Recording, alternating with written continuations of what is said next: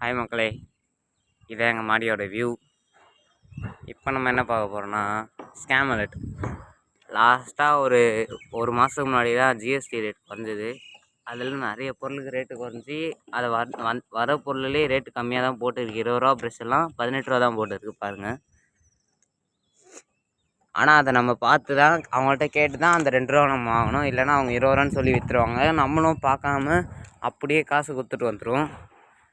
அதை கேட்டாலும் சிலவங்க குத்துருவாங்க, ஆமாப்பா அப்படின்னு தெரியாத மாதிரி நடித்து. சிலவங்க இல்லை அது அப்படி தான் போட்டு இருக்கும், அது 20 ரூபான்னு தான் சொல்லி ஏமாற்றி வைக்க பார்ப்பாங்க.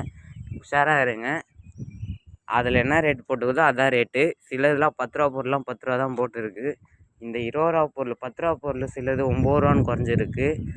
சில ஐட்டம் 20 ரூபா பொருள்லாம் 18 ரூபா அந்தமாதிரி குறைஞ்சிருக்கு. ஜிஎஸ்டி ரேட் குறைஞ்சதுலேருந்து மளிகை கடையில் முக்கால்வாசி கடையில் இதெல்லாம் அவங்க அதில் இருக்க ரேட்டுக்கு விற்காமல் நார்மலாக பழைய ரேட்டு தான் விற்றுன்னு இருக்காங்க. நானும் நிறைய வாட்டி ஏமாந்துட்டேன். சில வாட்டி கேட்டு வாங்கியிருக்கேன். சில வாட்டி கேட்கும்போது இல்லை அது அப்படி தான் போட்டிருக்கோம் அப்படின்னு சொல்லுவாங்க. ஆனால் அதுக்கப்புறம் இல்லை அதில் போட்டுக்கிட்டு தான் ரேட்டு, நீங்கள் 2 ரூபா கொடுங்கன்னு சொன்னதுக்கப்புறம் தான் கொடுக்குறாங்க. நீங்களும் உஷாராக இருங்க.